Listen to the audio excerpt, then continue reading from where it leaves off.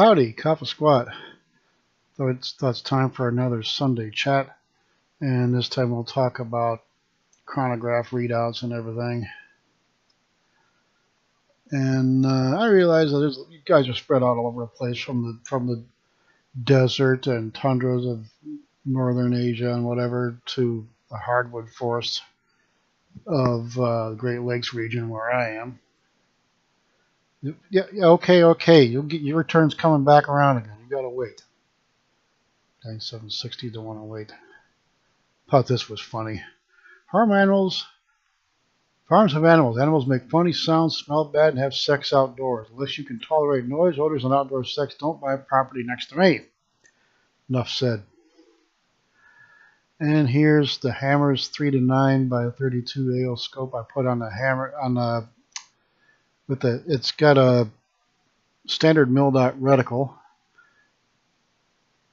that I put on this Hot Sound Striker 1000X you saw tested in the last video. And here's a trail NPXL 725 25 cal with the center point 3 to 9 by 40 AO scope with the German style mil-dot reticle on a welded Weaver Picatinny rail. And here's what the German style reticle looks like on the center point.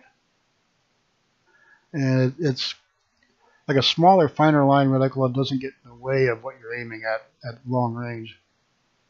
And here's the Crossman 160 Pell gun with another center point, a fixed power 4x32 that's crystal clear and zeroed very well on this rifle for a 10-meter competition, which has this Plex style Dual X reticle. And zeroed extremely well with these 14.5 grain RWS Super Point Extra. And here's the Winchester 1400 CS with the larger hammers 4 to 12 by 40 AO, but again with the I'll get to that. It's got the Instapark 5-volt Magnum air rifle mount. Again with the standard mil-dot reticle.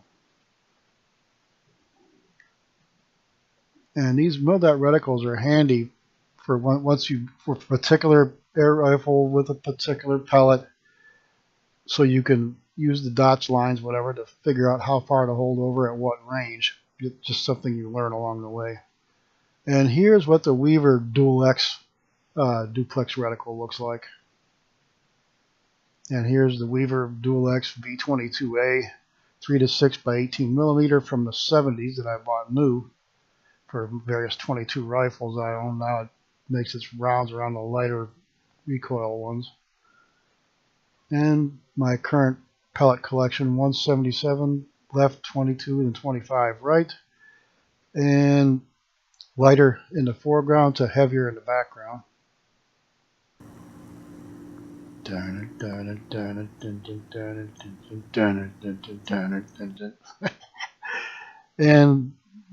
you have to pause to look at some of these. The 22, 25, or no, 14, 20,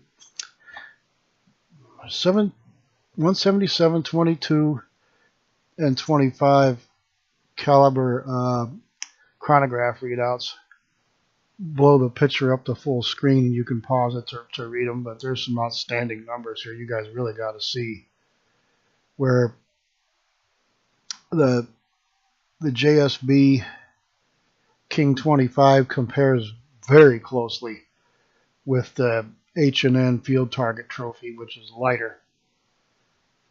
And velocity wise, the 25 Hornet and FTT are very similar, but the Hornet has about 9.6 foot-pounds of energy more on average, right in there.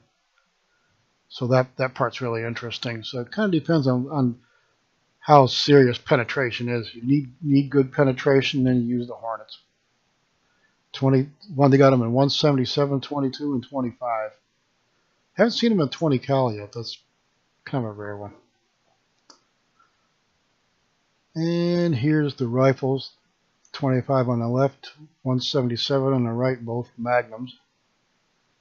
And here's the Hatsan Striker 22. That's a really good, well-balanced rifle, but you can't keep a scope on the damn thing. And the Crossman 160 Pell Gun 22.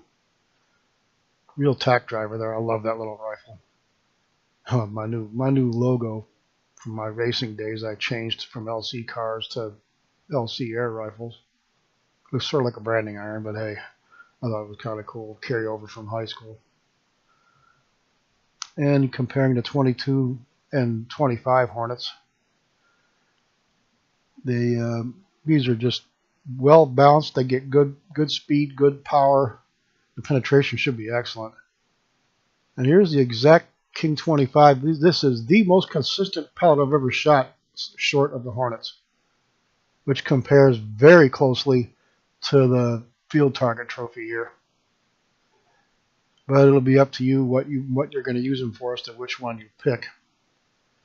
But this is what the Hornets are for. That's the angle of trajectory into the pig's brain from the upper forehead. And you can see here where you have to shoot him from the side to get midbrain. You shoot him right in front of the ear, and you're getting more towards the back. And here's in Ohio. Here's where the pigs are nesting. I live in Lorain County up there, so it's a real small place they're at. Nationwide, you Texans got it covered. California pretty much too. Florida, and a buddy on the Facebook Airgun pages shot this 60-pounder here with Hatsan 125 Sniper 25 cal, which would barbecue would go excellent with this extinct East German Cookbuser I brew. Any kind of wild game would go good with this one because it's got that slightly sour finish to it. And use the leftovers to make this my piggy stew, sort of like the Louisiana thing. And if you like recipes like that, I'm putting more and more of them up on the Shooter's Kitchen, my new YouTube channel.